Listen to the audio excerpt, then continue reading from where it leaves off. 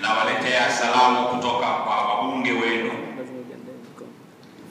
ambao nimewaacha Dodoma wakiendeleza mapambano, wakiendeleza mnyukano, wakiendeleza kuwaundua wale wote ambao wanakusudio na dhamira chafu ya kukiharibu chama, kujaribu kukichafua chama chetu, kwa kusahau kwamba Chadema sio mpango wa Mbowe, Chadema sio mpango wa Slaa, Chadema ni mpango wa Mungu.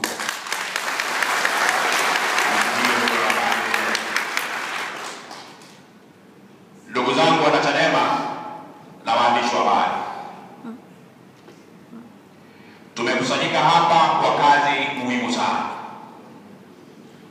lakini kabla sijaingia kwenye kazi muhimu iliyotuleta mahali hapa, nizungumze mambo machache yanayojiri ama yaliyojiri Dodoma.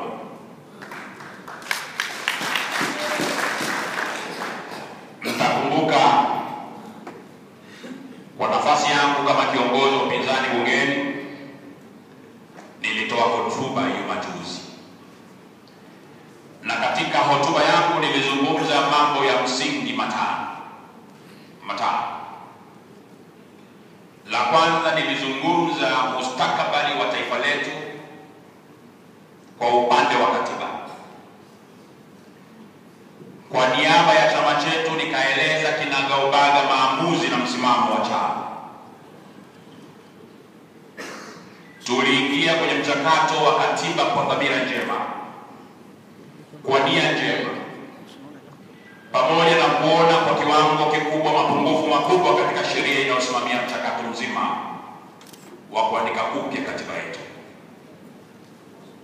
Wakati sheria hiyo inapitishwa bungeni, nilifanya kazi ya ziada ya kuwashawishi wabunge wenzetu wa Chadema na vyama vingine vya upinzani tukubaliane kupitisha sheria ile ili ule mchakato uanze. Lakini wenzetu hawa kwa sababu ya nia mbovu wanajaribu kuteka mjadala na mchakato mzima wa katiba. Wanasahau kwamba dhamira njema ya Chadema katika hatua za awali na hatua za sasa. Katika Chadema tunaamini kuandika upya katiba ya chama ni mkakati maalum wa kuliokoa taifa hili, wa kujenga uzalendo wetu, wa kujenga mshikamano na kusahau makovu yaliyosababishwa na makundi mbalimbali katika jamii. Ndio sababu tukakubali kuingia kwenye mchakato wa kuandika upya katiba ambayo kimsingi ilikuwa ni ajenda ya msingi ya Chadema katika uchaguzi wa mwaka 2010. Sasa wenzetu hawa kwa kutumia tume yao ya katiba, kwa kutumia tume yao ya katiba wakafikiri wanaweza wakatumia wingi wao kwenye tume kulipeleka taifa CCM na mchakato mzima uwe CCM. Ndugu waandishi wa habari, kuelewa kwamba katika tume nzima ya katiba Chadema tuna mwakilishi mmoja tu, Profesa Baregu. Na Profesa Baregu aliye kwenye tume ya katiba wanambana wakimwambia kwamba kazi ya katiba ni kazi ya siri ya ndani, kwamba kazi ya katiba mwakilishi wetu kwenye tume hawezi kuzungumza na chama kwa sababu kazi ya uandishi wa katiba ni siri. Lakini viongozi wa tume wanakwenda kwa Jakaya Kikwete, wanatoa maelekezo yote na mikakati yote ya kujenga katiba mpya kwa minajili ya matakwa ya Chama cha Mapinduzi. Tunawaambia hivi, sisi hatuna bunduki, tuna watu.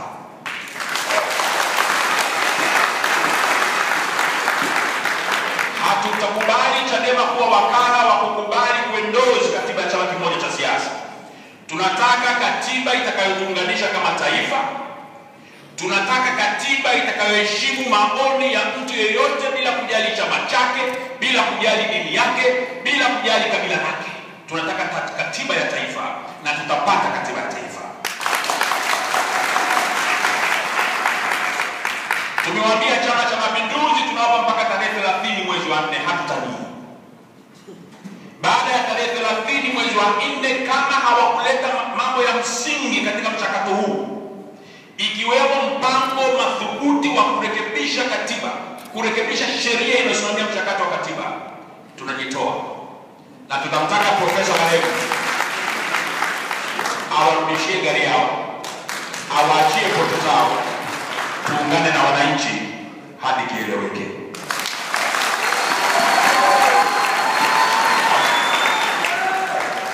Kwa hiyo sisi, ndugu waandishi wa habari, ndugu wana Chadema, hatuna muda wa kulumbana na Chama cha Mapinduzi. Tutahitaji kuwaunganisha wananchi wote, na kama wanafikiri tunafanya masiara, time will tell. Hatuwezi tukabariki mchakato ambao umejaa upendeleo wa chama kimoja. Hatuwezi tukabariki taifa hili kupata tena katiba ambayo itatugawa kama taifa. Tunahitaji katiba itakayowaunganisha Chadema, itawaunganisha CUF, itawaunganisha wasio na chama, itawaunganisha watoto, vijana, wasomi, itaweka masuala ya msingi ya taifa letu pamoja. Tujenge taifa moja la Tanzania, sio taifa lilogawana kwa misingi ya vyama vya siasa. Sasa kwa sababu wenzetu hawajiamini, na mara nyingi nimewaambia CCM kuandika katiba ni jambo moja, maridhiano ya katiba ndio jambo la msingi zaidi.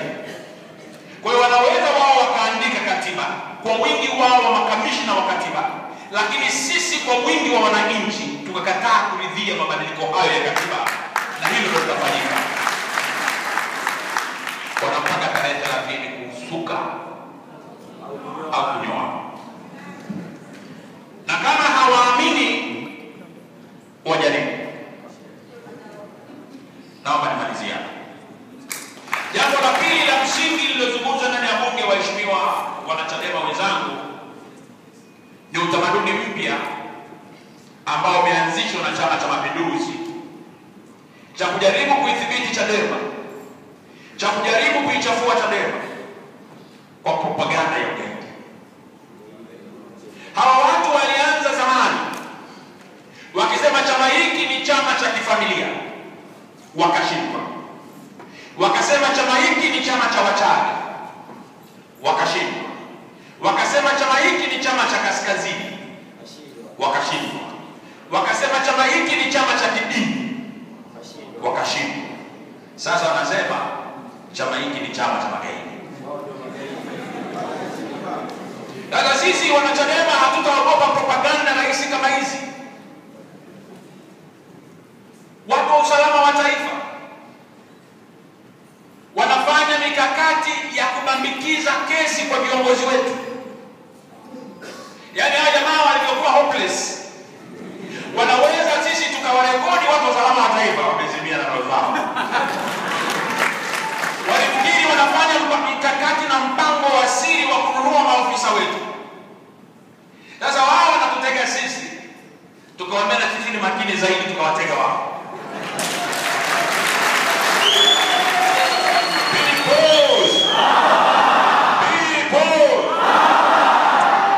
Hawa watu tutawaundua. Hawa watu ni wepesi na ni weupe, wala msiogope makamana wao.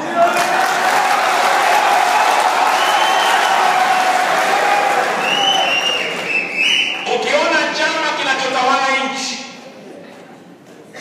kinatumia vyombo vya dola, ikiwemo majeshi, ikiwemo usalama wa taifa, ikiwemo polisi, kutengeneza ushahidi, sisi tunakuwa kinywa nayo. Utawala huu ni muflis, na niliwaambia ndani ya bunge, hatuwezi tukaendelea kuwagawa Watanzania badala ya kuunganisha Watanzania. Hatuwezi tukawabambikia raia ambao ni watu wa kawaida, tukawabambikizia kesi. Ndani ya magereza ya Tanzania kuna zaidi ya 50% ya inmates, yani ya wafungwa, ni makosa ya kubambikiziwa.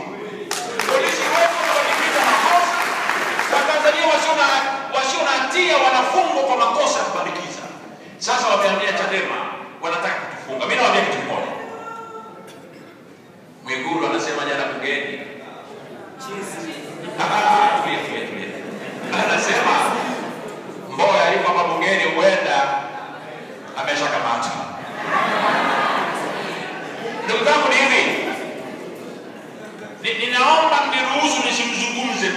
tutampandisha sana.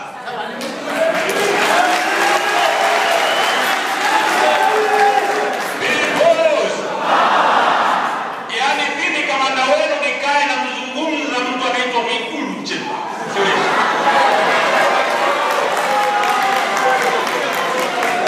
Naomba mtulie.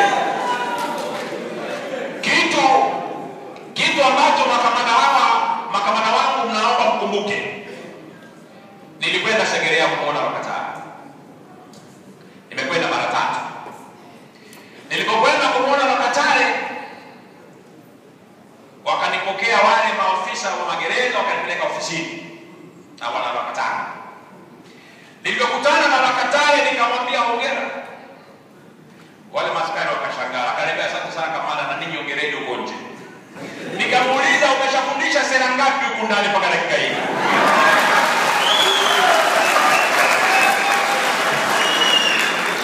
Kwa hiyo akatokea yeyote miongoni mwenu akajikuta yuko magereza akaendeleze sera. Nikamwambia Rwakatare, hawa watu wamekufanya kitu kinachoitwa prison graduate. Kwamba wewe unakuwa mfungwa ambao umefuzu. Wamepita wengi katika ukombozi wa maisha ya binadamu kama kina Mandela, kama kina Mahatma Gandhi, kama kina Kenyatta. Hawa watu wanaitwa ni PG, prison graduate. Kwamba amepitia katika mafunzo maalum ya kujenga ujasiri. Kwa hiyo msiogope magereza. Magereza ni nyumbani na pia kuna wafungwa. Lakini tunasema hizo mbinu zao chafu zitashindwa. Zimeshindwa na zitaendelea kushindwa. Kama ndio mkakati wa Chama cha Mapinduzi kupambana na umma huo wa Tanzania ulioamka, basi wana kazi kubwa mbele ya safari. Wasubiri 2015 jasho litoke. Ndugu zangu, jambo la 3 ambalo nilizungumza ni swala la udini. Hili tatizo la udini amelipanda Kikwete na timu yake. Akitaki kuuma maneno katika hili. Walitumia udini kama silaha ya kuhakikisha kwamba wanawatawala wa Tanzania milele. Kwamba sisi tugombane kwa sababu ya imani zetu. Tusahau ndugu wetu ambao tumejengwa kama taifa kwa pamoja. Watenge watawala. Hawa Chama cha Mapinduzi, na kama wanataka ushahidi tutatoa. Tunajua vikundi vya kidini vilivyoratibiwa kutoka Ikulu vikapewa pesa vikasambaa Tanzania nzima kuhubiri udini. Tutawataja kwa majina wakitaka kufikia hapo.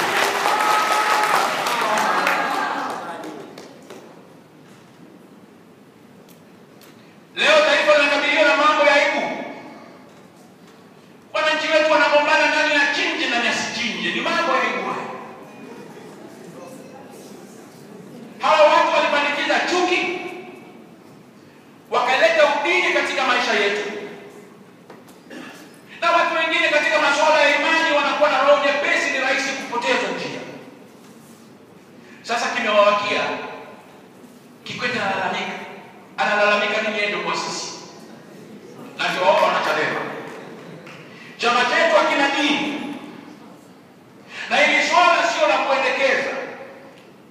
Rai yangu kwa Watanzania wenzangu na Wanachadema wenzangu na waandishi wa habari, Chadema sio chama cha Kikristo, Chadema sio chama cha Kiislamu, hiki ni chama cha siasa.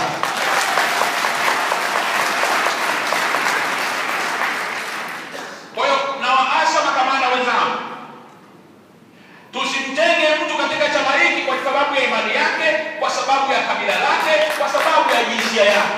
Tunawaunganisha Watanzania wote wa makabila yote, wa dini zote, wa jinsia zote. Sisi ni wamoja kama taifa. Na tuna wajibu wa kuwaonyesha Watanzania wenzetu kwamba ndani ya Chadema hatubaguani kwa njia yoyote ile. Sisi wote ni makamanda na lengo letu ni moja, kuisaidia taifa letu.